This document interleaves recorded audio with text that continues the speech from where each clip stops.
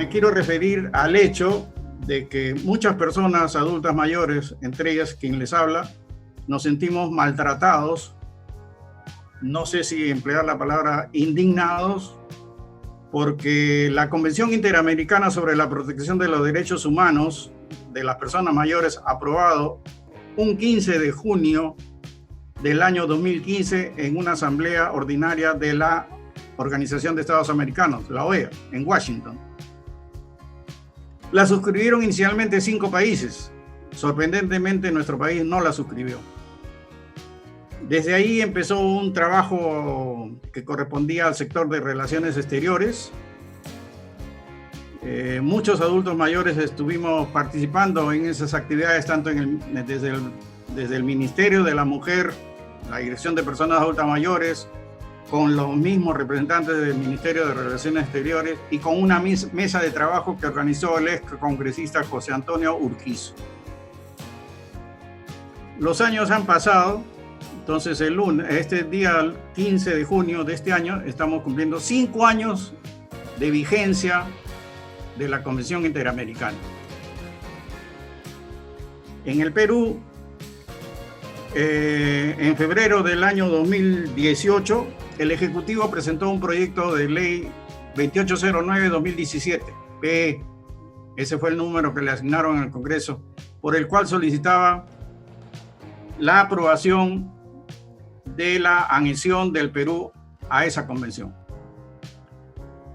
Entonces, un 4 de junio de ese año 2018 fue aprobada por unanimidad el dictamen final de la Comisión de Relaciones Exteriores. El 14 de junio de ese mismo año también fue puesta a consideración del Pleno del Congreso. Y para alegría de nosotros, este proyecto fue aprobado de forma unánime en el Congreso de la República, por el Pleno del Congreso. Pero uno de los congresistas presentes en el Pleno, integrante de Fuerza Popular, presentó una reconsideración. Este congresista, si bien es cierto, estuvo presente en el Pleno, no participó en el debate, no presentó sus ideas o sus cuestionamientos a este proyecto. Sin embargo, su voto fue a favor y luego presenta la reconsideración. Reconsideración a la votación. Bueno, entonces pasó mucho tiempo y en abril 2019 se pone a votación, a consideración del Pleno, esa reconsideración, la cual es rechazada. Pero inmediatamente, de acuerdo al artículo 58 del reglamento del Congreso, 2/3 partes representativas del Pleno, a través de 5 ex voceros de las bancadas en ese entonces, presentan una nueva reconsideración a la votación de la primera reconsideración, lo que nosotros lo conocemos como re.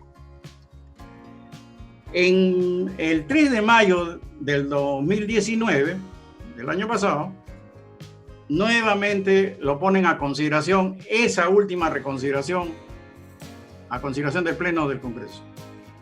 Como no se estableció o no estaban presentes el número mínimo para poder aprobar o rechazar esa reconsideración, quedó pendiente para otra sesión del Pleno, hasta que superen los 87 congresistas presentes en el Pleno.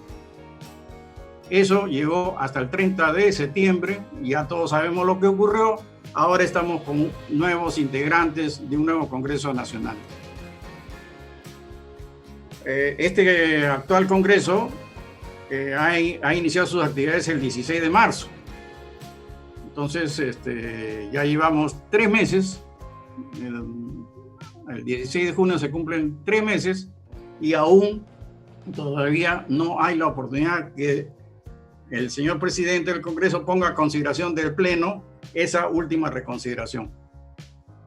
Ahora bien, y quiero ser específico, si me permiten, esa última reconsideración, entre otras cosas, entre otros temas, refieren de el tema de género es el motivo que se refiere a la convención.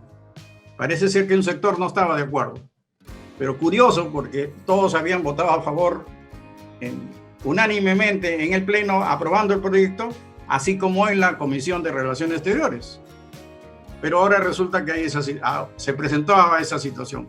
Y en esa carta hacían referencia a unas cartas que habían presentado en la OEA tanto la República de Chile como Argentina, y que ahí se le denomina instrumentos de ratificación. Porque esos países suscribieron inicialmente la convención. Ahora, con otro documento, instrumento de ratificación, confirmaban la ratificación, la cual había sido aprobada en sus respectivos congresos o parlamentos. Entonces, como en la carta de los 5 ex voceros hacían referencia tanto a Chile como a Argentina, les repito, hicimos algunas indagaciones y logramos obtener esas cartas o esos instrumentos de ratificación que están a disposición en la web de la OEA.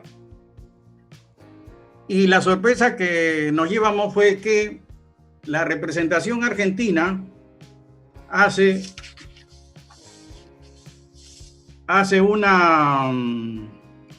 en una primera instancia hace una interpretación del artículo 31 de la Convención, que este artículo 31 se refiere al acceso a la justicia.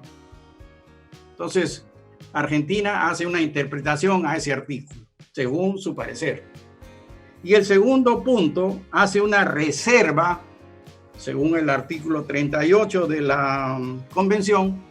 Ellos apelan a ese artículo y hacen referencia al artículo 23, derecho a la propiedad. Entonces, ¿qué significa esto? Si en la carta los 5 ex voceros hacían referencia a la cuestión de género en nuestro país, y que según ellos así también lo referían Chile y Argentina, pues teniendo este documento a la mano, nos damos perfecta cuenta, que no se ajusta a la verdad. Entonces, una cosa es lo que dicen ellos, la posición de estos 5 ex voceros, pero que no tiene nada que ver con lo que dice la República Argentina. Eso es un motivo más que suficiente para que ni siquiera esa carta es valedera para que lo pongan a disposición del respetable Pleno del Congreso. Automáticamente, según consideramos muchas personas, que esa carta debería ser anulada o no al lugar, en todo caso, porque no se ajusta a la verdad. Por ahí deberían de analizar esa situación. ¿Y por qué todo esto? Porque lo que está ocurriendo es que la autógrafa, que está lista para que vaya a la presidencia de la República, porque fue aprobada por el Pleno, quedó, se puede decir, truncada su proceso por este hecho que les anuncio. Por lo demás, creo que no sé qué más decirle. Ahora, la convención se refiere a la protección de los derechos, ¿no? Y resulta de que la convención, desde el artículo 5 al artículo 31, se refieren a los derechos protegidos. Ese es el capítulo 4 de la convención. En total, tenemos 27 artículos referentes a derechos protegidos, de los cuales muchas personas decían, pero sí, ¿para qué sirve eso la convención si nosotros lo tenemos en la ley del adulto mayor, de la persona adulta mayor en el Perú, la 3490?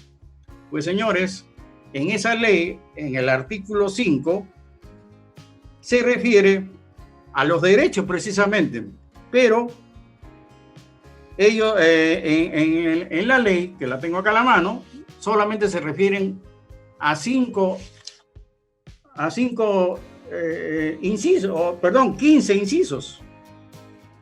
Entonces quiere decir que hay una diferencia entre lo que considera la convención versus lo que está considerada, contemplada en la ley 3490. Eso significa un trabajo posterior a generar una nueva ley para incluir esos derechos que no están precisados en la actual ley del adulto mayor.